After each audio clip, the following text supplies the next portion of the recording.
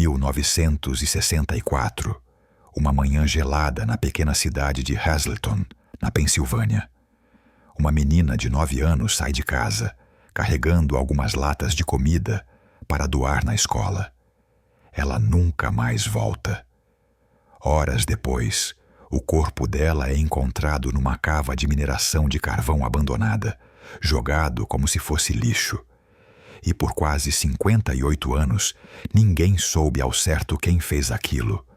Só que, escondida nas roupas daquela menina, havia uma prova minúscula que ninguém em 1964 conseguia decifrar: DNA.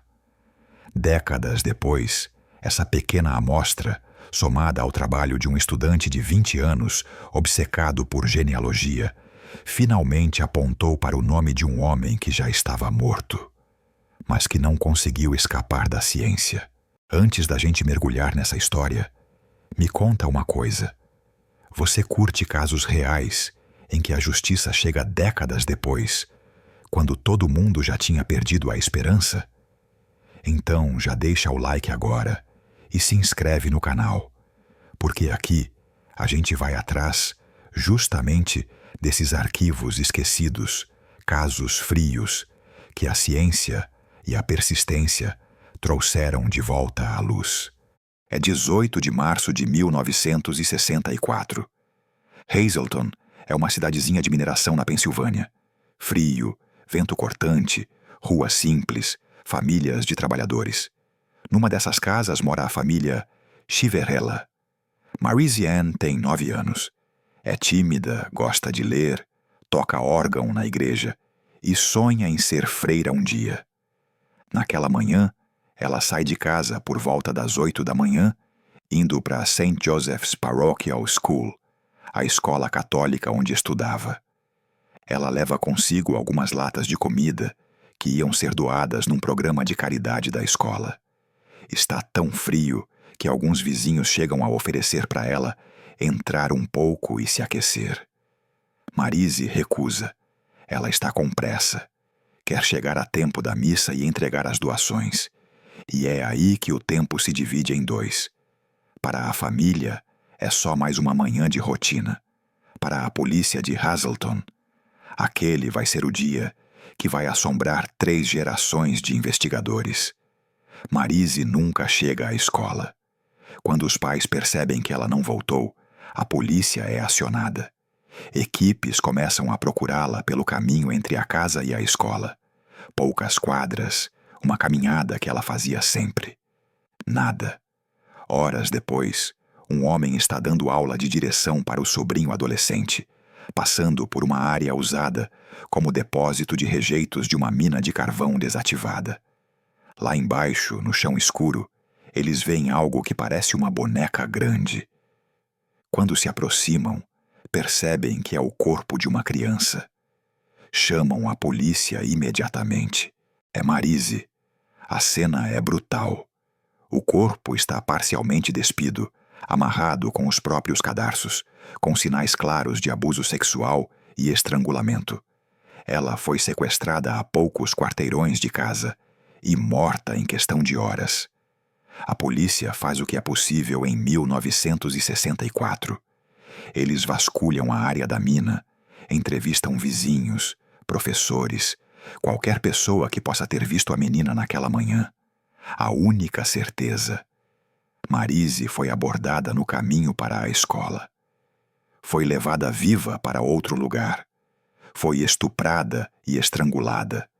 E o corpo foi descartado na cava de mineração mais tarde naquele mesmo dia. Eles colhem impressões digitais, analisam pegadas, olham para possíveis suspeitos do entorno.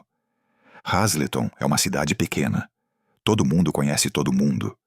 Mesmo assim, nenhuma pista segura aparece. O que eles tinham de mais importante, material biológico do agressor nas roupas de Marise, era algo que em 1964 não podia dizer muita coisa. Era possível ver que havia sêmen, mas não quem era o dono daquela amostra. DNA ainda era ficção científica. O tempo passa. Nos primeiros meses, o caso tem prioridade máxima. Policiais trabalham dia e noite.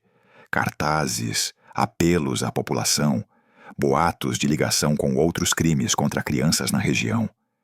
Mas nenhuma prova sólida fecha o cerco em torno de um suspeito. Aos poucos, como acontece com tantos casos, o que era urgência vira frustração. O arquivo de Marise vai sendo empilhado junto com outros, com a anotação cruel, sem suspeitos identificados. A única coisa que a polícia faz direito, e que vai mudar tudo décadas depois, é guardar as evidências. As roupas, o laudo e principalmente aquela amostra biológica colhida em 1964 são preservados com cuidado e catalogados. Os anos viram décadas. Há um detalhe cruel nessa história. O homem que matou Marise, James Paul Fort, continua vivendo na mesma região, trabalhando como bartender e vendedor por anos. Ele é preso em 1974 por agressão sexual num outro caso, mas pega só 1 ano de liberdade condicional num acordo judicial. Em 1978, é preso de novo por conduta violenta e assédio. Em 1980, morre de ataque cardíaco num bar, aos 38 anos. Quando Fort morre, ninguém sabe que ele é o responsável por Marise. Naquela época, ele é mais um nome entre muitos em fichas criminais. E o caso da menina continua sem solução. Para a família, porém, o tempo não passa do mesmo jeito. O irmão de Marise cresce com o peso de ter perdido a irmã num crime sem resposta. A mãe envelhece sem saber quem tirou a vida da filha naqueles poucos quarteirões entre casa e escola. Entrevistas antigas mostram sempre a mesma frase: "Nós só queríamos saber quem fez isso com ela." Em 2018, mais de 50 anos depois, a Polícia Estadual da Pensilvânia decide tentar algo diferente. Eles pegam as evidências guardadas desde 1964, especialmente o material biológico nas roupas de Marise, e levam para análise com tecnologia moderna de DNA. A grande diferença agora é: não existe só o DNA tradicional. Surgiu uma nova ferramenta: a genealogia genética investigativa. A mesma abordagem que ficou famosa com casos como o Golden State Killer. Empresas como a Parabon Nanolabs criam perfis genéticos detalhados a partir de amostras antigas e comparam com bancos de dados públicos de genealogia. Em 2019, Parabon consegue montar um perfil de DNA do agressor a partir do sêmen preservado na roupa da menina. Esse perfil é carregado em bancos de dados genealógicos. E, em vez de procurar um match perfeito, os investigadores começam a caçar parentes distantes do culpado. Aqui entra a parte humana, que deixa o caso mais especial. Em 2020, a polícia convida um jovem de apenas 18 anos, estudante de faculdade, chamado Eric Schubert. Ele é obcecado por genealogia. Desde adolescente, monta árvores genealógicas por hobby. Agora, vai usar isso para ajudar a resolver um homicídio de quase 60 anos. A missão dele: pegar aquele DNA desconhecido, cruzar com os parentes distantes encontrados nos bancos de dados, reconstruir, ramo por ramo, uma árvore familiar que aponte para um único nome possível. Se até aqui você já sentiu aquele arrepio de "cara, isso podia ter ficado sem solução para sempre", aproveita e compartilha esse vídeo com alguém que curte true crime real. Isso ajuda muito o canal a continuar trazendo esses casos que quase foram apagados da história. Meses de trabalho depois, a genealogia começa a convergir para uma família específica da região de Hazleton. Entre os nomes dessa árvore, aparece alguém que a polícia local conhece, não pelo caso da Marise, mas por outras passagens: James Paul Fort.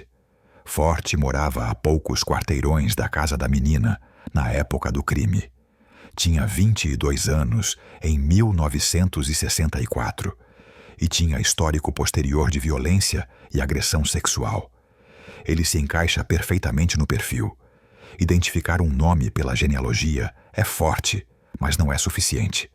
Para fechar o caso, a polícia precisa de prova direta. O DNA do próprio Forte, comparado ao DNA encontrado na roupa de Maryse. Tem um detalhe. James Forte está morto desde 1980. Então, o que fazer? As autoridades pedem autorização judicial para exumar o corpo dele.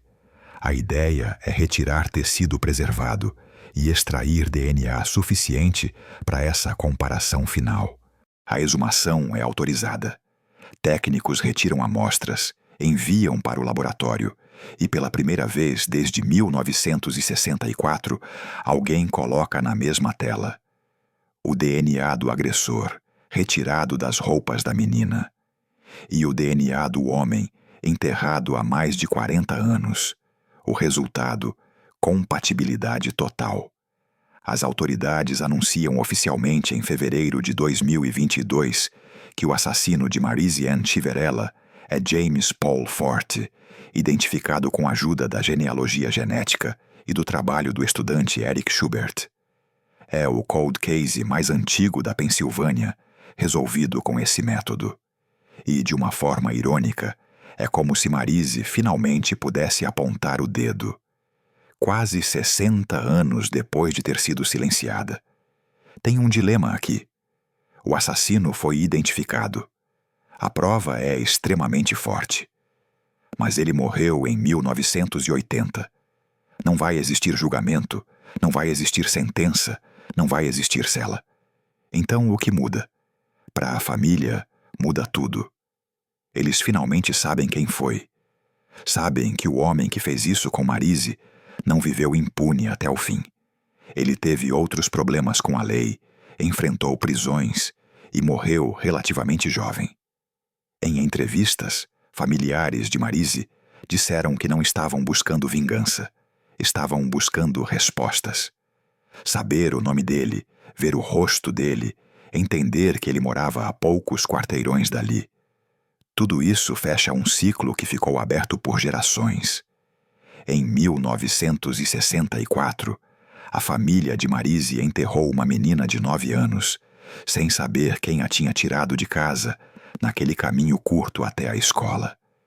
Em 2022, quase 60 anos depois, a polícia mostra para a família a foto do homem responsável e explica, passo a passo, como o DNA, preservado todo esse tempo, finalmente deu um nome ao monstro. É óbvio, não existe final feliz aqui. A menina não volta, a infância não volta, o trauma não some. Mas algo muda, e muito. Deixa de ser um fantasma sem rosto. Vira uma história com começo, meio e fim. E a família pode dizer: nós sabemos quem foi. O caso de Maryse Ann Chiverella é a prova de que justiça atrasada ainda é justiça. Desde que alguém não desista de guardar evidências, revisitar arquivos e acreditar que a tecnologia do futuro pode resolver os erros do passado.